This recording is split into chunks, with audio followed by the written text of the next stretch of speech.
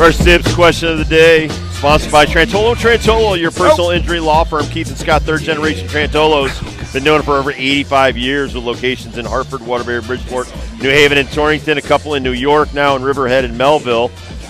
Get a hold of Trantolo and Trantolo Law Offices. Just dial 9-844-999-9999. What was the best shot of the day? Ooh, I don't know. I think right when you walked in on the team, because you were a hole late, and I said on the first hole we had like an 8-footer, and I was like, man, this is Dib's shot, and you weren't there. Putt. I apologize, man. I thought we were teeing off at 11.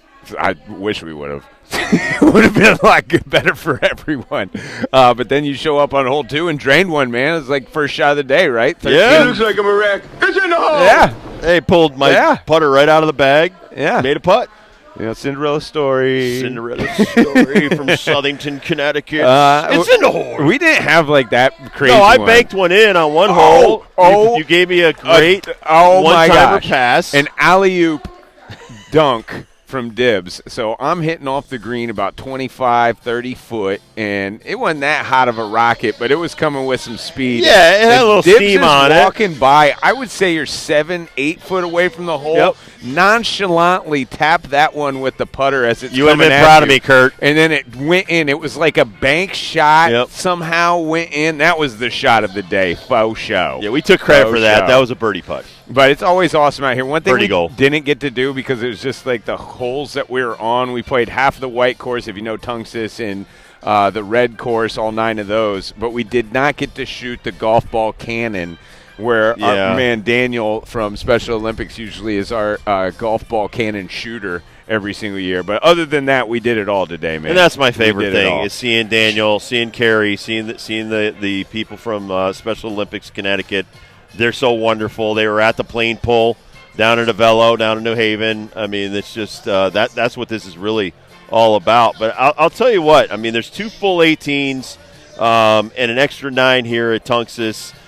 This is one of the more open public courses to where the outdoors is gorgeous. It's surrounded by their farms. They have farm animals everywhere. We actually didn't go on the white course that goes towards Farmington and Route 4. Right. But when you go that way, as you're going down, you see like some of the most beautiful black Angus cows that they have.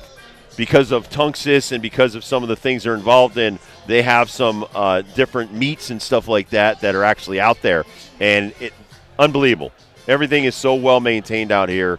It's first class, and we're lucky to be out here. Right. We've had such a good time every single year that we come out. Again, 13th year, and they raise so much money, not only for Special Olympics, but so many charities that are near and dear to the last parking spot. PAL is here. We saw all the Police the Athletic Jordan League out Porco there. Foundation.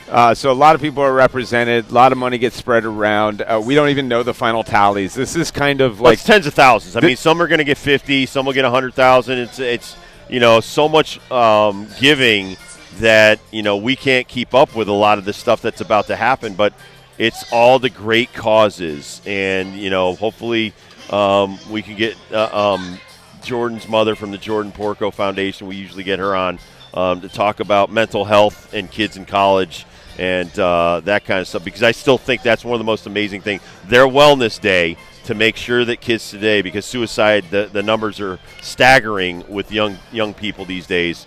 There's a lot of stress involved in going to school. There's a lot of stress involved in being in your 20s. And I think that, suicide awareness and mental health awareness is something that I think in the coming decades is going to be something where we spend a lot more time and effort understanding what's going on out there. And that's just one of the tentacles that's represented here today. Even they don't know how much money they're getting today. This is kind of like the reveal of the charity funds that have been coming their way. Well, it's like the Travelers Championship. When they go to their thing and they've got 150 charities. I know there's dozens of charities here that are involved with the Laz Parking Foundation, and that's why we're here. I got breaking news. What do you got? Hackett has been demoted as play caller for the New York Jets. We knew that was coming, though, because they had said, I thought he'd be head coach by now. I thought he'd be head coach by now. No, the Jets have demoted Nathaniel Hackett and Todd Downing is going to be the offensive play caller for the New York Jets. Starting Monday night. Good luck. Against the Bills.